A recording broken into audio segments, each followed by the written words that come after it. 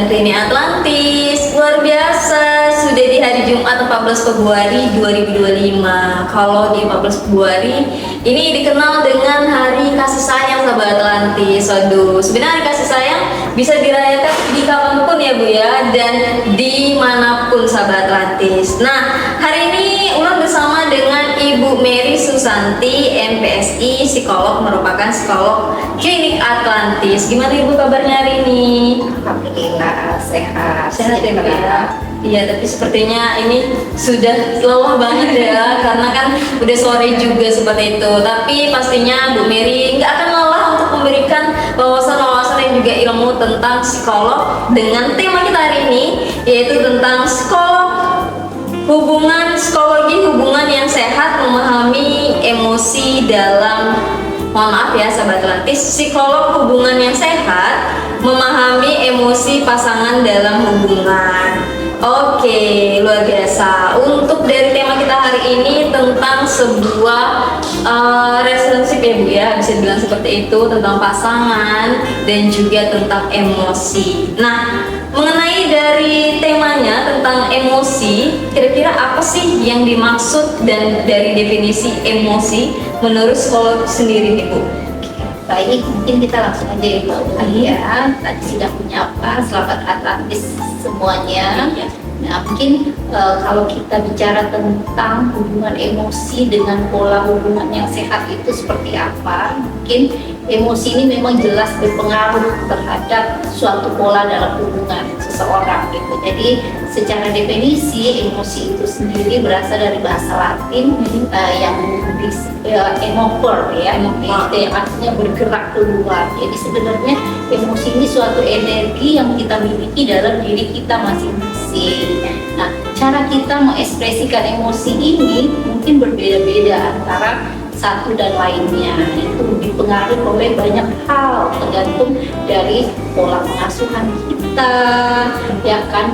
Karena faktor-faktor itu faktor internal, eksternal dari lingkungan, ya kan? Faktor sosial budaya dan faktor psikologisnya. Nah, inilah yang membedakan bagaimana pola emosi seseorang itu berbeda satu sama lainnya.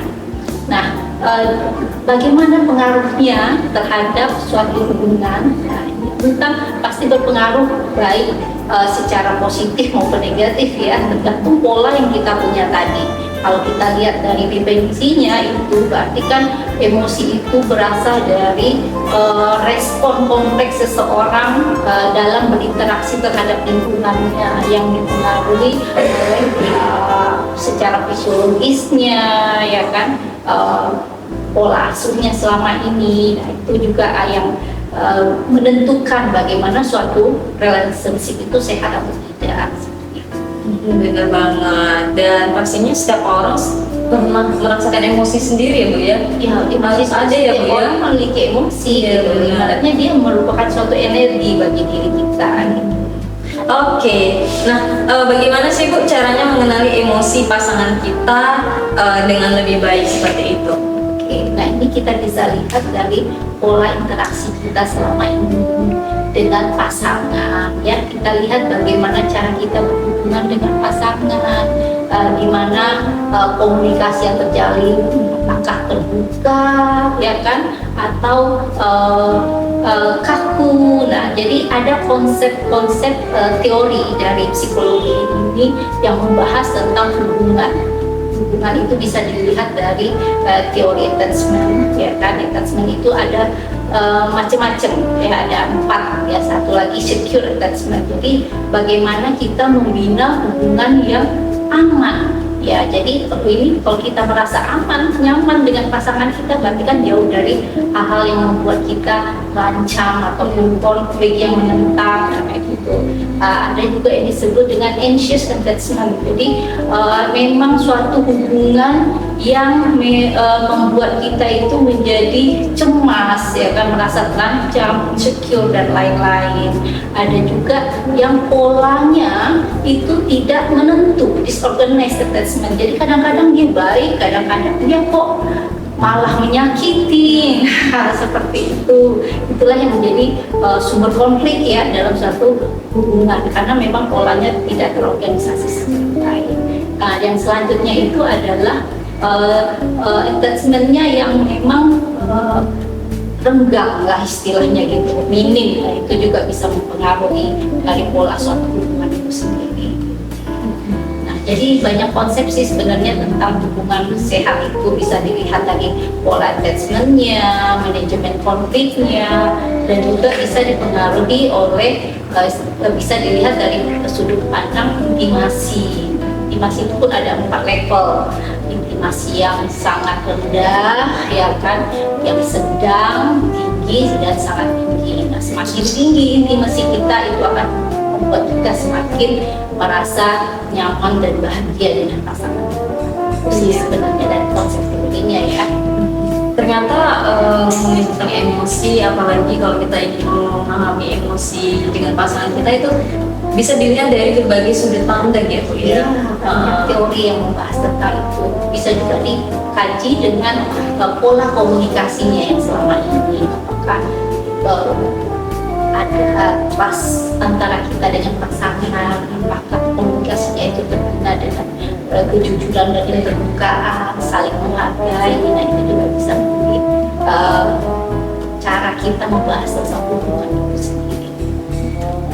Kalau misalnya kita ngomongin tentang emosi ya Bu ya, sebenarnya kenapa sih harus penting untuk memahami emosi pasangan dalam sebuah hubungan ya Bu? Ya, jelas ya, kita harus paham tentang emosi pasangan kita. Sebenarnya dalam tahapan perkembangan emosi itu tidak hanya memahami emosi orang lain, tetapi harus mulai dari diri kita sendiri gitu. Jadi ada 4 tahapan dalam pengelolaan emosi itu sendiri, yang dimulai dengan cara kita mengenal emosi kita sendiri, ya kan. Terus bagaimana kita mengelola emosi kita sendiri, dan bagaimana cara kita berinteraksi dengan orang lain sampai dengan lingkungan sosial kita. Makanya yang ada disebut dengan kecerdasan emosi. Nah, jadi kalau kita sendiri tidak bisa mengenali emosi yang kita miliki dan bagaimana mengekspresikannya, bagaimana cara kita untuk bisa berinteraksi dengan orang lain, terutama dengan pasangan kita. Jadi hal-hal seperti itu yang harusnya memang dimulai dari diri kita sendiri dulu. Benar. Bagaimanapun sebelum kita tahu emosinya pasangan kita juga tahu emosi kita sendiri itu bagaimana ya Bu ya. Oke, nah kira-kira apa sih yang harus dilakukan jika kita merasa kesulitan memahami emosi diri sendiri dan juga pasangan kita nih? Kadang suka nggak sadar, malah bisa dibilang harus ke psikolog atau psikiater saking dia nggak sadarnya dengan perilaku atau emosi dia sendiri. Bagaimana itu? Ya, itu berarti memang harus butuh bantuan profesional kalau memang kita tidak bisa mengatasinya secara baik. Akan tetapi ada hal-hal yang memang bisa kita lakukan terlebih dahulu sendiri dengan memberikan refleksi kepada diri kita, ya ibaratnya merenung, loh kenapa ya saya kok marah-marah sehari ini. Nah, validasi dulu apa yang membuat kita marah dan terima dulu perasaan marah itu gitu. Jadi jangan kita mengingkari rasa marah kita itu gitu loh ya, karena itu kan emosi dasar manusia ya. Kenapa orang itu marah, pasti ada penyebabnya gitu loh.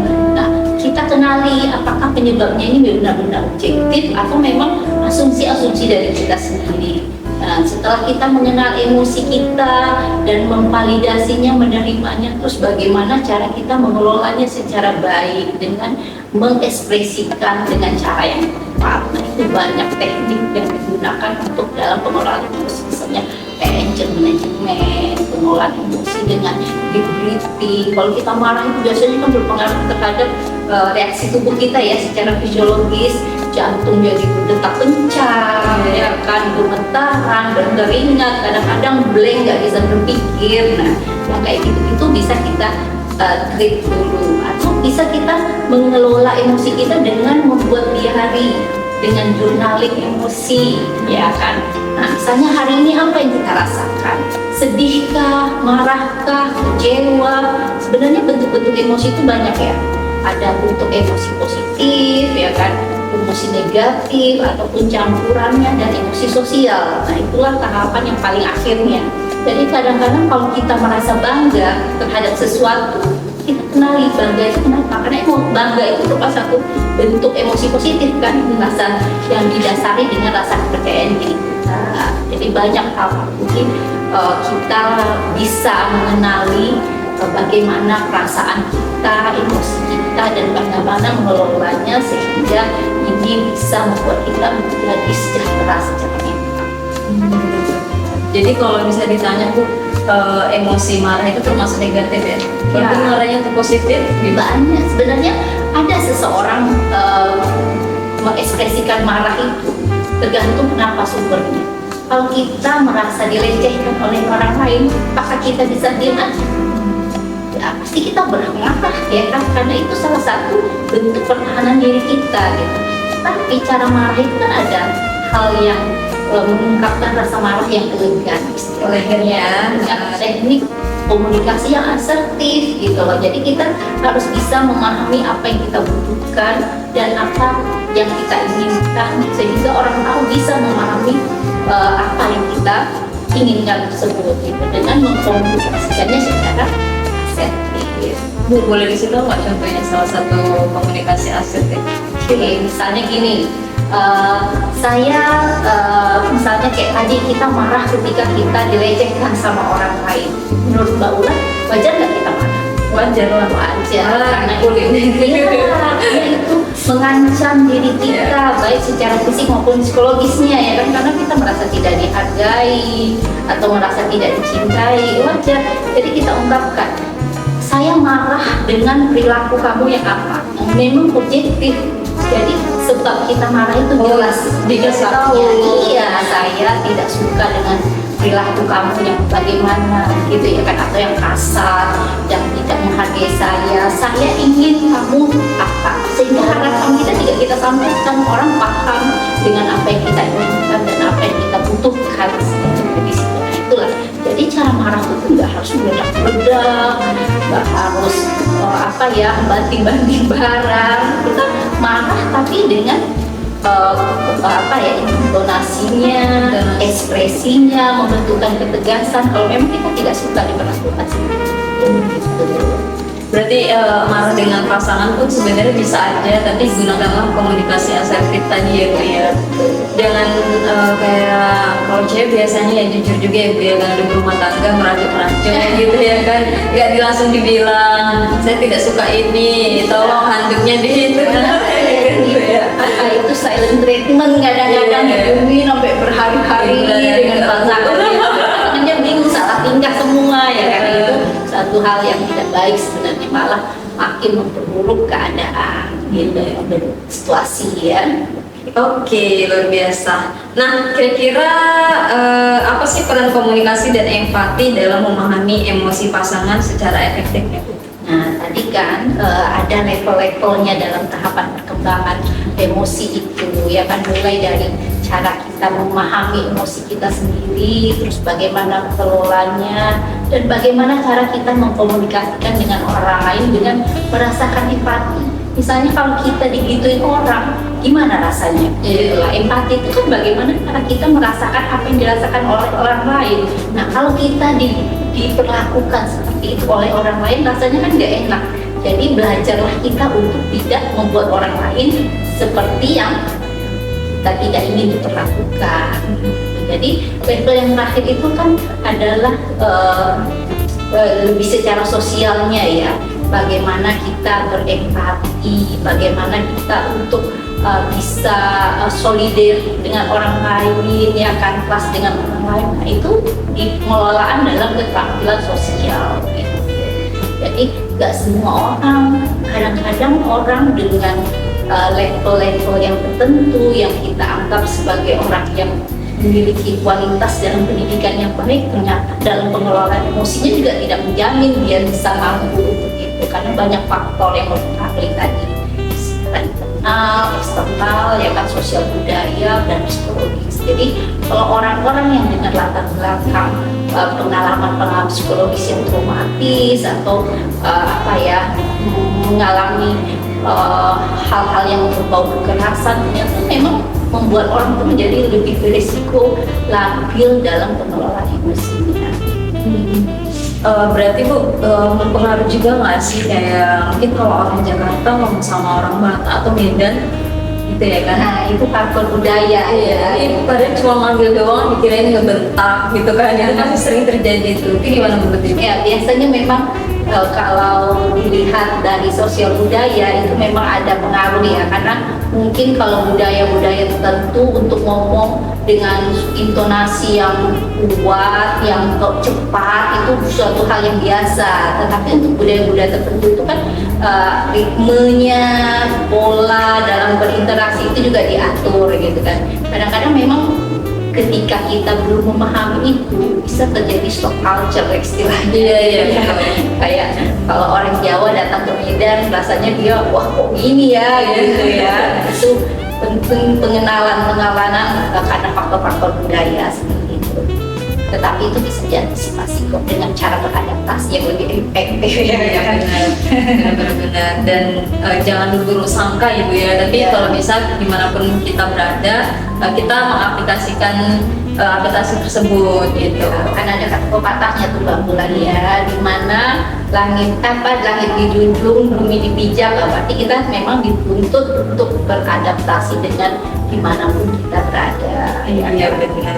Oke. Nah, Sobat Analis, kita masih ngebahas nih tentang hubungan yang sehat, memahami emosi pasangan dalam hubungan. Nah, kira-kira ini ada nggak sih Bu kayak perbedaan cara laki-laki dan juga perempuan mengekspresikan emosi dalam hubungannya? Wah, jelas berbeda ya, secara jenis kelamin ya berbeda, secara genetik antara laki-laki dan perempuan. Sehingga ini juga akan mempengaruhi faktor-faktor biologisnya, baik dalam struktur otak, genetiknya, hormonnya antara laki-laki dan perempuan itu pasti berbeda. Nah, terus kalau dilihat dari faktor lingkungan, pola pengasuhannya seperti apa, pendidikannya seperti apa, ya kan? Tetapi secara sosial budaya, nah ada stigma-stigma tertentu yang dilabelkan kepada peran masing-masing gender ini, laki-laki dan perempuan. Dimana kalau laki-laki itu pantang kalau misalnya dia nangis ya kan, atau berkeluh kesah tentang apa yang dia rasakan. Nah, dibanding dengan perempuan yang lebih ekspresif gitu kan, dianggap kalau laki-laki yang nangis atau cengeng itu ya kurang maskulin lah istilahnya ya kan. Padahal emosi itu kan suatu yang dimiliki oleh semua orang. Laki-laki kalau dia memang merasa sedih wajar dong dia menangis ya kan, atau dia merasa kehilangan ya wajar dong dia sedih, nah kayak gitu-gitu ya kan. Cuman karena faktor-faktor sosial budaya dan itulah yang membuat seseorang itu memiliki ekspresi dalam menyampaikan emosinya itu berbeda-beda. Ya kalau perempuan kan, kalau laki-laki kan lebih agresif ya kan, kalau menyampaikan apa-apa sesuatu yang poin marah yang suka banting-banting. Padahal kalau dilihat dari zaman sekarang banyak juga pelaku KDRT ternyata perempuan ya, suaminya gitu ya kan. Itulah jadi ekspresi emosi itu memang dipengaruhi oleh faktor-faktor tersebut, tetapi itu tergantung pada lingkungannya sendiri. Oke, dan pastinya perempuan dan pria punya cara emosinya masing-masing dan berbeda ya Bu ya. Tapi bagaimanapun emosi ini tetap harus dilampiaskan, jangan diendam seperti itu ya Bu. Nah, kira-kira bagaimana sih cara kita menanggapi ketika pasangan menunjukkan emosi yang sulit dimengerti dan tidak terduga nih Bu, seperti itu. Apalagi banyak orang bilang pas pacaran beda aja, emosi yang marah-marahnya nggak pernah gitu-gitu misalkan. Udah nikah baru ketahuan deh, ini gimana kalau gitu? Jadi sebenarnya kalau dalam melihat pola hubungan seseorang itu beda antara masa pacaran ya kan dengan dunia pernikahan yang memang kehidupan sebenarnya itu memang berbeda. Dimana kalau orang masa pacaran itu kan masih membangun image ya, Image juga dijaga ya. Jadi semuanya masih dikontrol ya kan, masih diekspresikan dengan hal yang penuh dengan kesadaran karena takut kehilangan pacarnya. Tapi ketika sudah memasuki dunia pernikahan dengan intensitas hubungan yang bertemunya lebih banyak ya, dimana kan dia 24 jam misalnya ketemu pasangannya, nah keluarlah tabiat aslinya istilahnya, karena nggak bisa kan orang selalu bertopeng terus ya. Nah itulah makanya sehingga orang dikonotasikan bahwa kehidupan pernikahan itu sangat berbeda dengan kehidupan perkawinan. Nah, seperti itu. Ya, jadi kalau dilihat dari peluapan emosinya selama ini, kalau memang dari awal kita tahu bahwa emosi pasangan kita tidak stabil, artinya kita sudah mengambil keputusan lebih awal di masa pacaran tersebut, karena kita bisa lihat dari bahasa tubuhnya, cara dia berkomunikasi, ekspresi dia, ya kan, itu bisa kita nilai selama ini. Kadang ada seseorang karena hal-hal sepele aja marahnya sampai meledak-ledak, misalnya karena terlambat janjian 5 menit gitu ya kan, dia bisa yang impulsif, agresif dan lain-lain. Nah, itu udah harus kita waspadai. Dimana kalau kita merasa kontrol yang sangat kuat dari pasangan kita itu memberikan ruang gerak kita yang sangat minim, itu udah harus diwaspadai bahwa hubungan kita tidak sehat gitu.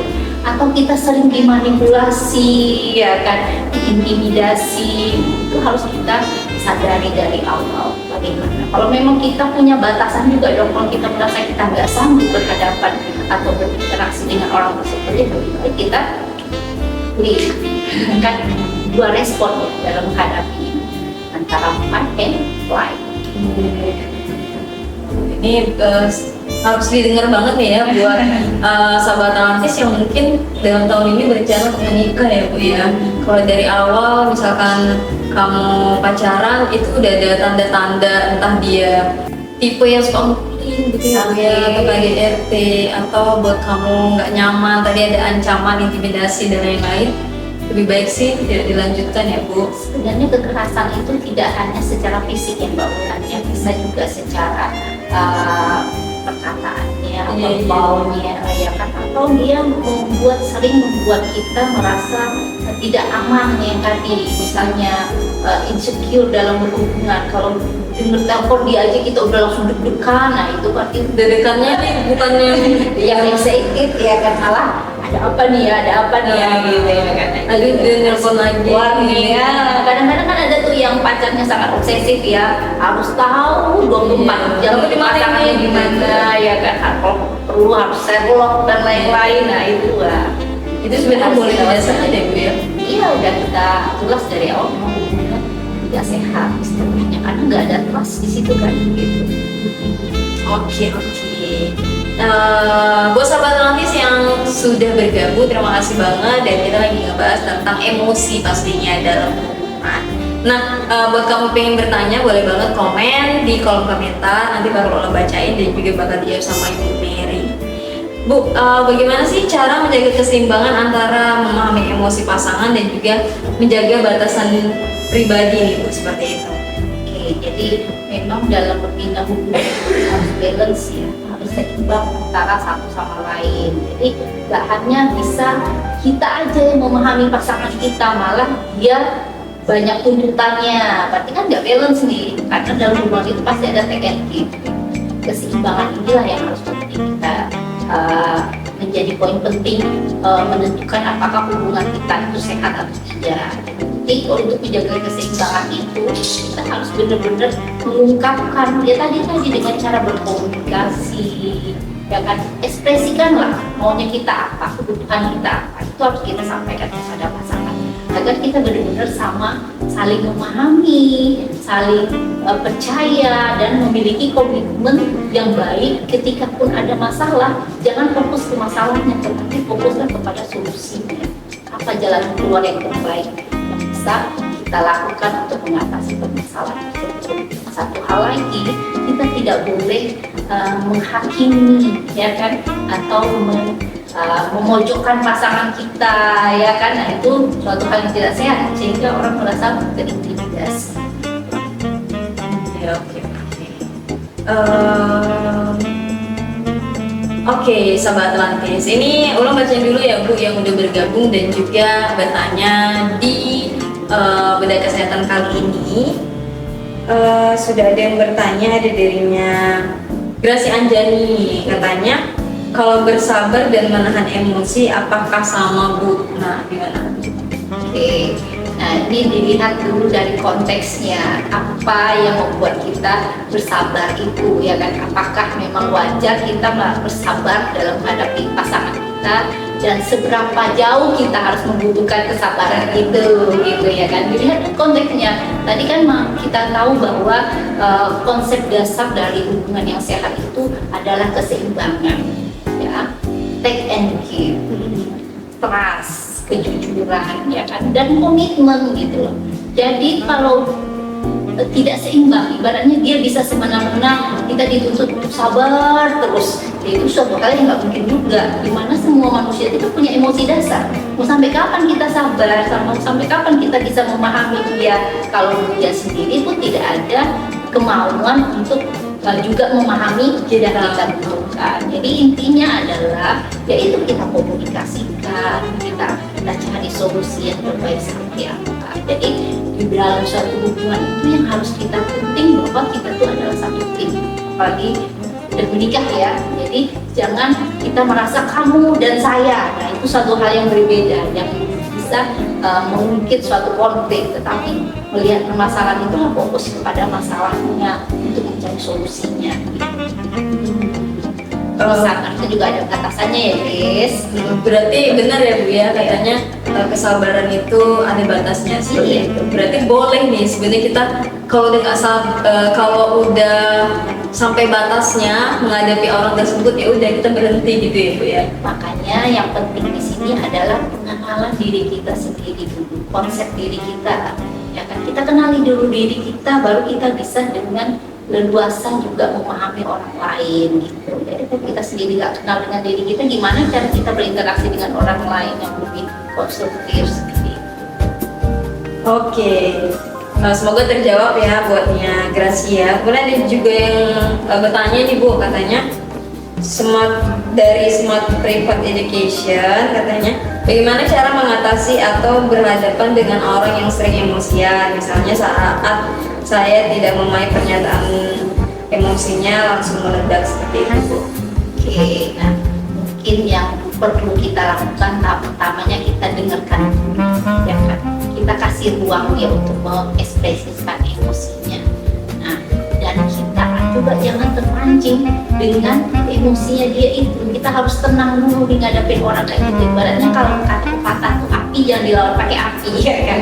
Api harus lawannya pakai air gitu. Jadi kita jadi airnya nih. Kalau memang pasangan kita orang yang suka meledak-meledak, kasihlah ruang dia untuk mengekspresikan emosinya. Kita diam aja dulu merespon, tapi kita bisa lihat tatap matanya, kasih dia apakah sudah selesai dengan ininya, validasi kenapa kamu marah gitu. Atau misalnya marah ya, karena emosi ini seperti kayak gunung es gitu, yang muncul di permukaan itu sedikit, tetapi sumber di bawahnya itu ternyata banyak penyebabnya gitu. Kayak kita marah, ternyata marah saat ini tuh banyak faktor yang sebelumnya mempengaruhi. Mungkin kita pernah dikecewakan, pernah merasa dilecehkan dan lain-lain. Nah, dipicu suatu hal tertentu saja itu bisa meluap karena berkaitan dengan memori kita di masa lalu terhadap hal yang seperti itu.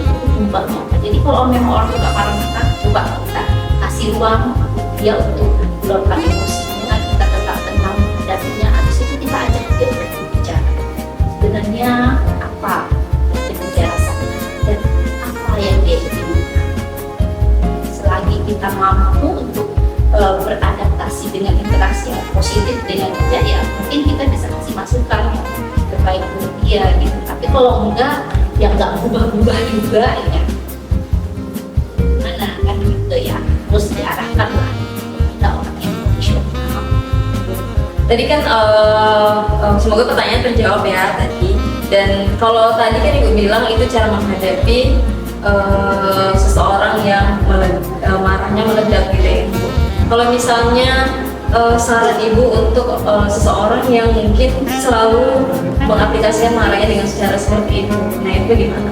Maksudnya cara marahnya meledak-ledak atau cara orang tipsnya supaya tidak meledak? Oh gitu ya, tadi salah satu pengelolaannya itu ya dengan pengelolaan emosi dengan tarik nafas dulu, ya kan, kita breathing ya ya kan, berarti melakukan apa relaksasi ya kan, nah itu bisa. Atau kita emosi ini kan suatu energi ya, energi ini yang harus memang dikeluarkan.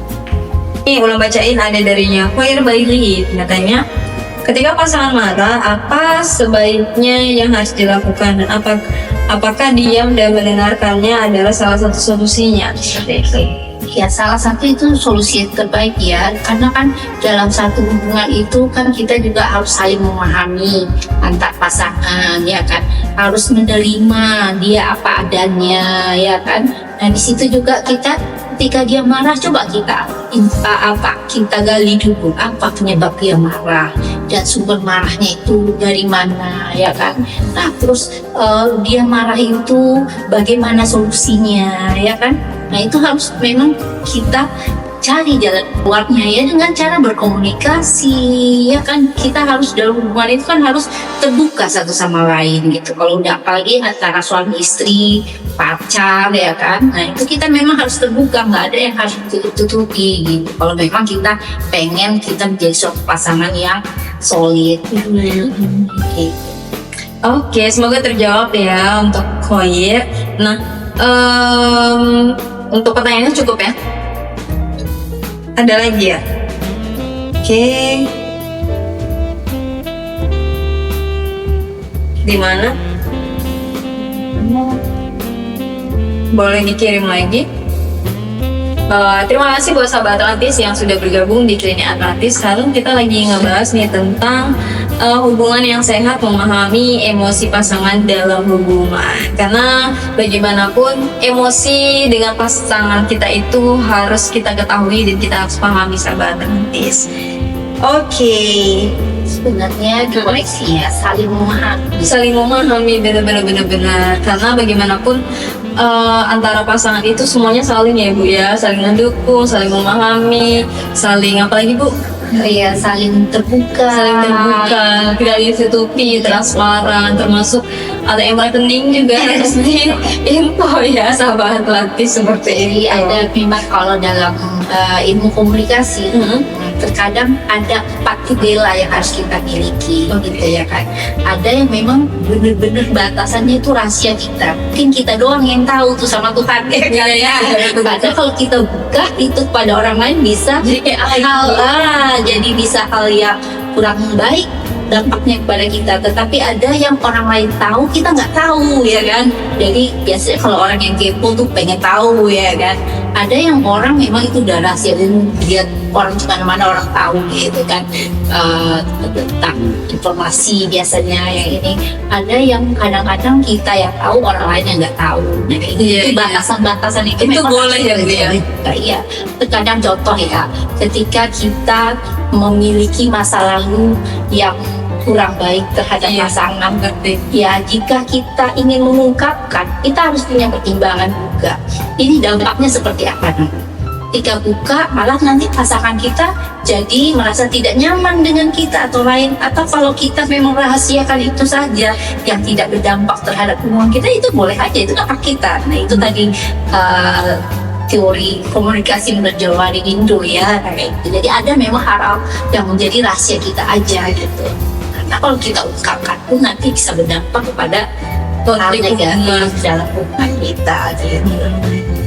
Oke, ini masih ada yang bertanya Bu, kita coba bacain ya Bu ya.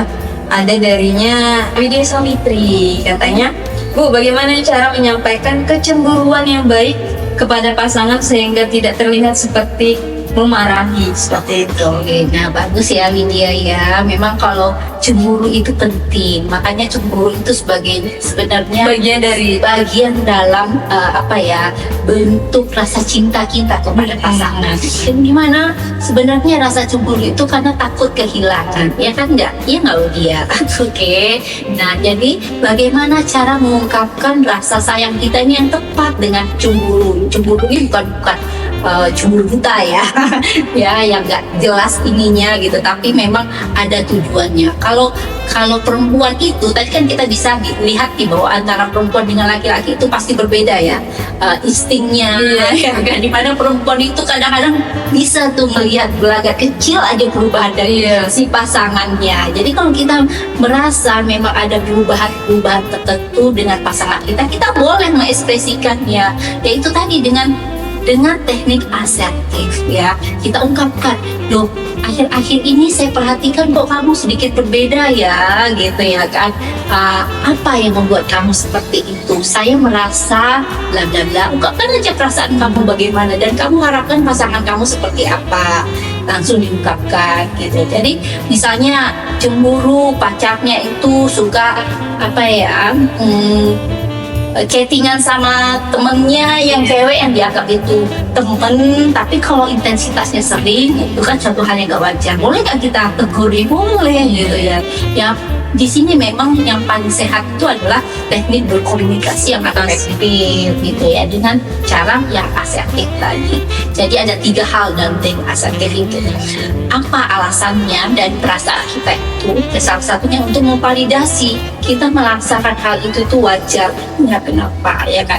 Apa penyebabnya kita merasakan hal seperti itu dan apa harapan kita ke depannya, sehingga dia memang tahu kalau kita menginginkan itu kena ada alasan yang jelas dan perubahan apa yang bisa kita inginkan kepada dia gitu. Jadi harus ada perubahan yang lebih baik ke depannya gitu, dengan mengungkapkan apa yang kita harapkan, yang kita inginkan, karena itu berkaitan dengan kebutuhan kita sebagai manusia sendiri kan. Iya, ini luar biasa banget ya sebenarnya. Mungkin banyak orang yang nggak sadari juga Bu, apalagi dalam kita menghadapi pasangan kita sendiri. Karena bagaimanapun kita dengan pasangan kan pengennya hubungannya dengan yang baik-baik aja seperti itu. Ya, jadi dari awal ketika kita membina hubungan itu sudah kita sampaikan kepada pasangan.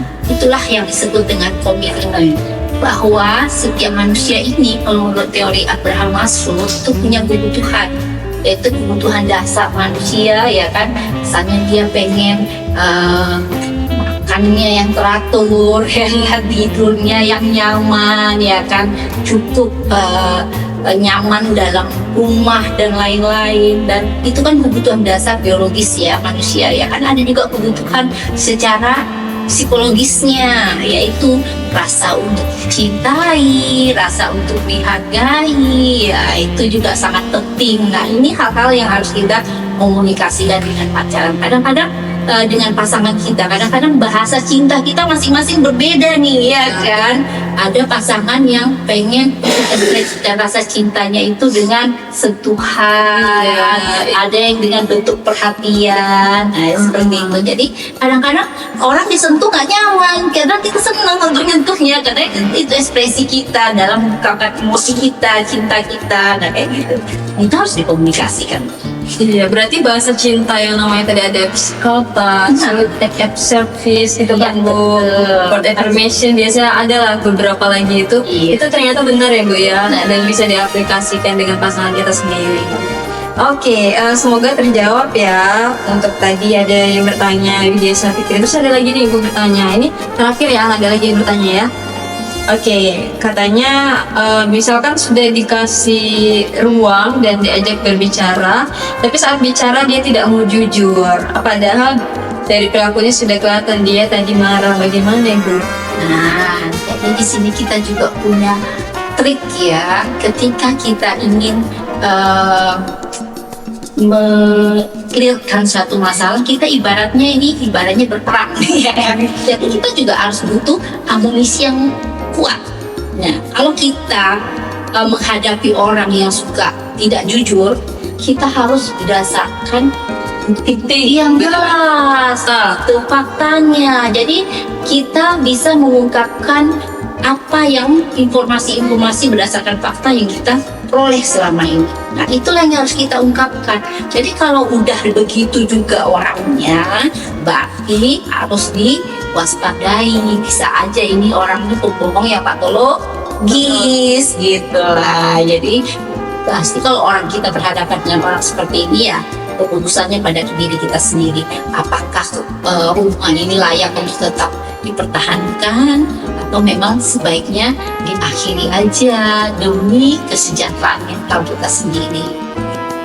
Itu kira-kira paling lama untuk bisa mengambil keputusan itu, kita udah merasakan seperti itu tuh, itu kira-kira berapa lama? Ya, ketika mengambil suatu keputusan itu kan juga harus ada pertimbangan yang matang, ya kan? Jangan kita juga gegabah dengan emosi yang meledak-ledak tadi tanpa terkontrol dengan logika yang baik, ya kan? Jadi harus ada pertimbangan dulu, harus ada melihat untung ruginya, ya kan? Dilihat dari pengalaman-pengalaman kita selama ini gitu. Jadi memang perlu pertimbangan untuk memutuskan sesuatu yang secara tepat kayak gitu. Nah, mungkin tergantung konteks masing-masing masalahnya gitu, ya kan? Oke, nah untuk pertanyaan hari ini kita tutup ya sahabat Rantis, dan mungkin yang langsung aja untuk pertanyaan terakhir ya Bu. Kira-kira apa nih tips untuk menciptakan ruang yang aman bagi pasangan agar mereka merasa nyaman dan bisa mengekspresikan emosi kita? Mungkin bisa diingatkan kembali kepada sahabat Rantis yang lagi mendengarkan itu. Oke, baik. Jadi sebenarnya dalam membina suatu hubungan yang sehat itu memang harus ada keseimbangan dari masing-masing pasangannya. Jadi kita kenali dulu masing-masing kebutuhan kita. Disinilah kita bentuk dukungan supportnya untuk saling menghargai tadi, ya kan? Misalnya pacar kita ataupun suami kita punya hobi-hobi tertentu, ya kan, yang dia memang perlu me time-nya, ruang sendiri, ya itu kita harus menghargai dan menghormati dia sebagai individu yang juga punya kebutuhan. Dimana selama ini kita kan ketemu pasangan ini di usia yang udah dewasa, ya kan? Selama ini dia terbentuk dari pola yang seperti apa gitu, ya kan, dan dia punya kebutuhan dan keinginan yang masing-masing berbeda dengan kita. Dan jadi ya kita kasihlah ruang dengan itu, dengan cara menghargai dia, menghormati dia dengan segala kebutuhannya, ya kan. Terus kalau dalam kejujuran itu juga kita harus ada poin-poin apa yang memang dari awal kita buat komitmennya. Kita menghindari hal-hal yang bisa merusak hubungan ini dalam hal apa.